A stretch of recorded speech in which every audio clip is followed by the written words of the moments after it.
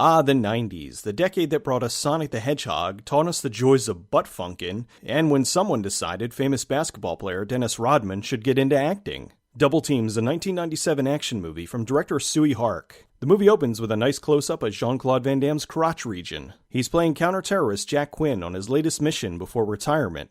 A terrorist named Stavros stole a truckload of plutonium and he has to steal it back. This excites a bunch of people in an office building. Okay, Jack, you need to be careful and not draw too much attention to yourself when you're, fuck it. Is he sitting on a trampoline? I realize they're trying to stop him, but isn't it a bad idea to be shooting at plutonium? Part of the truck breaks off. Didn't he need that? It's okay. All the weapons-grade plutonium was in the other half of the truck. That half was full of surge and bubble tape. I sure hope this thing can go off-road. None of these guys think this is a good idea either. Jack's getting away, but the road's blocked by a train. Good thing this truck has a turbo boost. This tree doesn't seem to have roots. Thankfully, because of wonderful timing, he gets away. Since that was his last mission, he retires and moves to France. Over in Jack's house, is this a butt? An elbow? I'm not really sure what we're looking at. Jack and his pregnant wife Catherine are messing around in the pool when Jack's old boss shows up. He doesn't believe in front doors. There's a back door, too. You of all people should know that. Okay, that was one time and I was drunk. Jack wants to stay retired, but the guy lets him know that Stavros is back. Why does this movie feel like it's poorly dubbed from another language? Come on. Politics makes money. Since Stavros is back, Jack comes out of retirement to stop him. Over in Rome, the director of the CIA is waiting for Jack to return. He gets in his car, but Stavros is waiting for him. He's a pretty terrible terrorist mastermind. He exposes himself when he could have just sent out a crony? Well, if he did, I guess he wouldn't have been able to do this unflinching walk. Damn, I'm smooth. Pay no attention to the guy casually walking away from an exploding car. Why is everything filmed crooked? Is the tripod broken? Over in... Oh no. They start rapping, I'm out. Feel like Ruby Rod should be around here somewhere. Dear Mom, you won't believe it. I got this great job in Antwerp as a go-go scuba dancer. Jack's looking for someone named Yaz, who apparently is this guy. Oh, it's Zach from DOA. You have to be really confident or really compensating to be wearing an outfit like this. Still, those glasses would make anybody look derpy. Yaz is an undercover gun smuggler, and Jack needs some weapons. Couldn't he have acquired some of them from, I don't know, the CIA? Basketball references. Offense gets the glory. But defense wins the game. Jack meets up with his team that's going to capture Stavros. He's like a snake. If you look into his eyes, he'll get you in the back. If you look a snake in the eyes, it gets you in the back? Stavros is going to be in an amusement park tomorrow. Turns out Stavros is at the park to see his son. Jack freezes and it gives Stavros enough time to notice something's wrong. The woman escapes with the kid and somehow gets killed by a tiger. There's some Coke product placement. One of the agents accidentally kills Stavros' son, and then everything gets weird.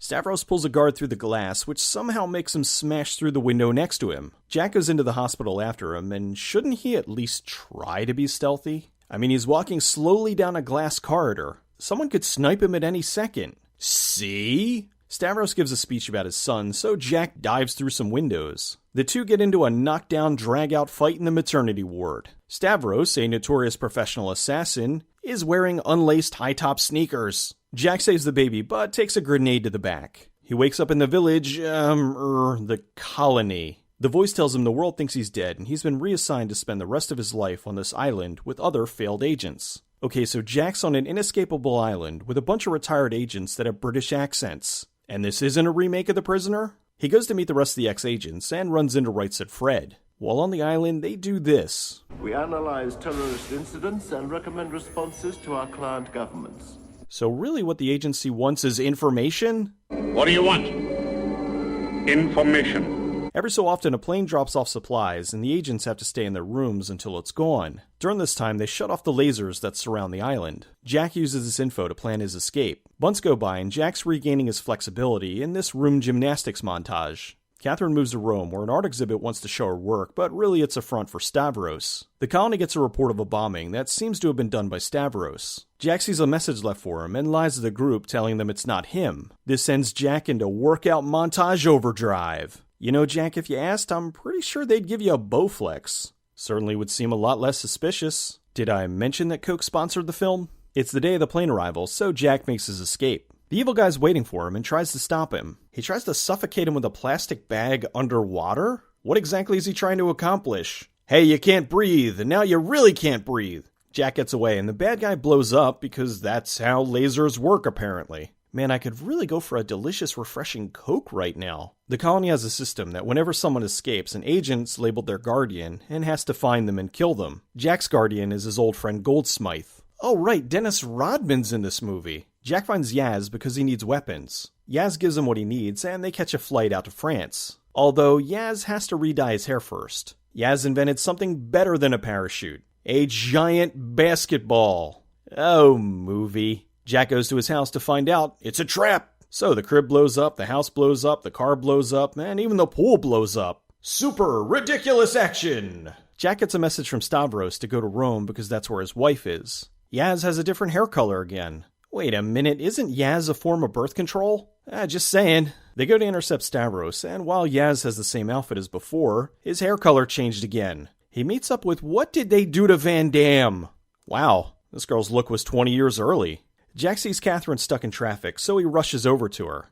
Jack? What did you do? Fake your death so you could go on tour with Fish? The car takes off and Stavros stops Jack. Just then, all hell breaks loose. Jack tracks the sniper back to the hotel, where he rips off El Mariachi. He kills the sniper and runs into another henchman who has a knife in his foot. Jack heads to a monastery to look for Yaz, because that's where he would be, obviously. What is it with Dennis Rodman movies and tech-savvy monks? The monks help contact the colony. Oh good, another basketball joke.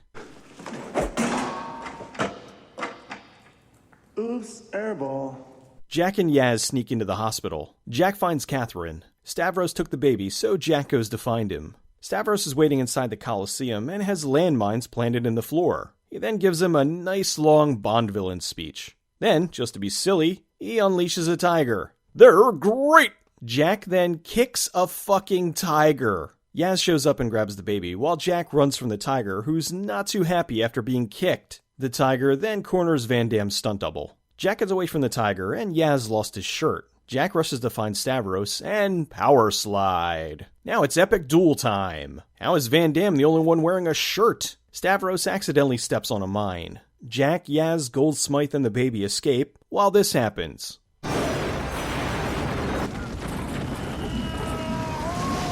When shielding yourself from explosions, Coke is it! Everyone's okay, but that baby is going to have some hearing loss. Goldsmith takes some of Jack's hair and lets him go. They end on, what else? A basketball joke. Well, you can bet your ass they'll blame you for this one. I wonder what the fine would be. The movie was filmed mostly in France and Italy for about $30 million. Van Damme loved Hong Kong action movies, and after the success of Double Impact and Universal Soldier, he worked with famous Hong Kong director John Woo on Hard Target. Van Damme continued his quest to bring Hong Kong directors to Hollywood, with Ringo Lam in Maximum Risk, and Tsui Hark with Double Team, as well as Knockoff a few years later. Double Team was a flop when it was released, pulling in only $11 million. The rumor is the original title of the film was The Colony, and it focused more on the island, with Jack trying to escape. It was rewritten when Dennis Rodman became involved, and turned into sort of a buddy movie, despite the buddy not being there for half the film. Rodman was the bad boy of basketball at the time, and even though he's an arms dealer in the movie, they make an endless string of basketball jokes. Rodman followed this up with the action film Simon Says, where he's the agent fighting against an arms dealer. Zack from the fighting game DOA was based on Rodman. Rodman later did the voice acting for Zack in the spin-off DOA Extreme Beach Volleyball. Double Team is a wonderfully silly product of its time. It's loud, has tons of action, makes little sense, and everything explodes. I have to wonder what it would have been like if they would have focused more on the colony aspect of it. While the buddy elements work pretty well, it does feel like we're watching two different movies. Lots happened since the film's released. Hark returned to Hong Kong cinema. Van Damme went from box office gold to direct-to-video. Rodman retired, wrote a few books about his life, and frequently popped up in reality TV shows. And Mickey Rourke's career had a major resurgence, and he was nominated for an Oscar. Also, just to make you feel old, the baby in the movie is now 20.